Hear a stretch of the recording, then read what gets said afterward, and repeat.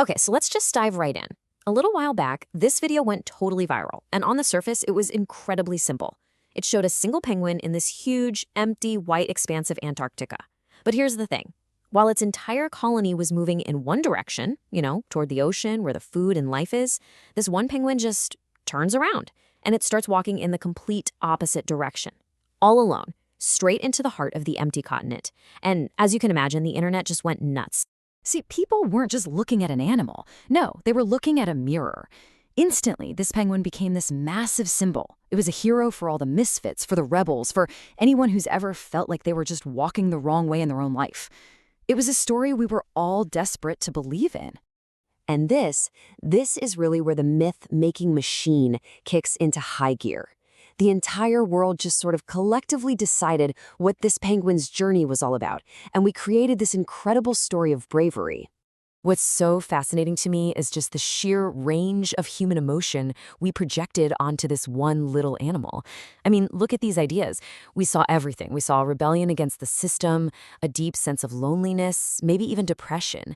We literally transformed a simple walk into this powerful, profound statement about choosing your own path, no matter what it costs.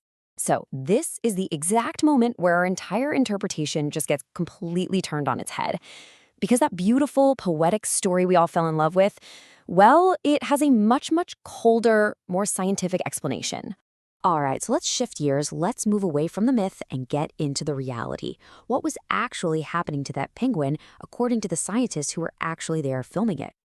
The scientific explanation is, well, it's pretty stark. And it's all captured in this one single word, disoriented. The penguin wasn't making some brave choice. It wasn't rebelling. It was simply, and pretty tragically, lost.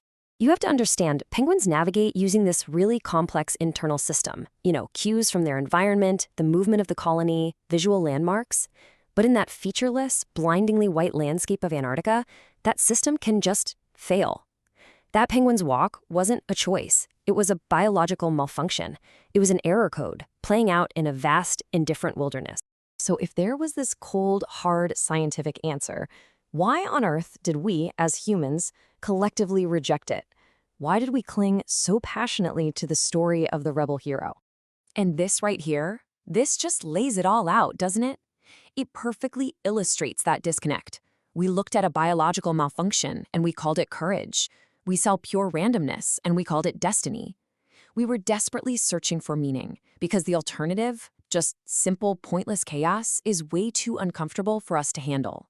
We would rather invent a beautiful tragedy than ever have to accept a meaningless one. And this gets right to the psychological heart of it all. We have this deep, deep need for our struggles to have a purpose, right? If pain has meaning, then going through it feels noble. If our confusion is actually a sign that we're on some special, unique path, then being lost doesn't feel like a failure. We rewrite the story to make our suffering feel like it was worth something. But here's the thing. This kind of romanticism, it has a really dangerous side. People started holding up the penguin as some kind of ideal. They saw its disorientation, and they called it choosing myself. They started equating being lost with finding freedom. And pretty soon, the myth started to blur the line between bravely forging your own path and simply wandering around without a compass. And this brings us to what I think is the most important part of this whole explainer. How this story really forces us to look at our own lives and our own choices with a lot more honesty. So here's the crucial takeaway.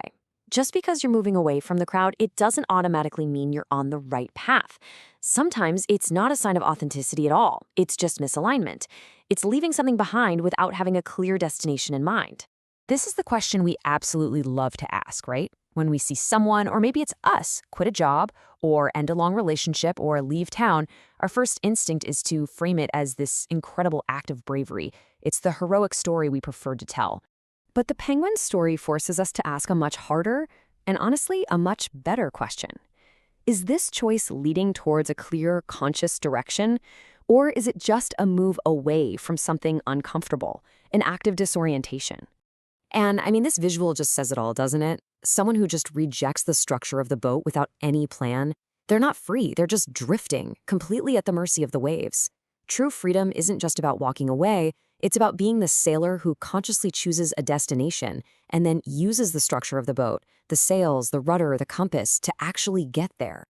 All right, let's move into our final section here and see how this all builds to the most powerful and maybe the most uncomfortable truth of all. The reason the scientific explanation feels so unsatisfying, maybe even a little bit painful, is because it just strips away all the beautiful poetic meaning we gave to the struggle. It tells us that sometimes pain is just pain. A problem isn't always a lesson in disguise. A malfunction is just a malfunction. And maybe, just maybe, the most honest thing we can ever say when we find ourselves walking away from the crowd isn't that we're brave or that we're different. It's this: I'm not broken. I'm not special. I'm just lost. There is such a profound vulnerability and truth in admitting that. Because here it is. Here's the final thought. Admitting that you were simply lost, without trying to romanticize it into some heroic journey, that is not an admission of failure. It is the absolute necessary starting point. Because it's only when you stop mistaking your confusion for some kind of noble identity that you can finally begin the real work of finding your direction.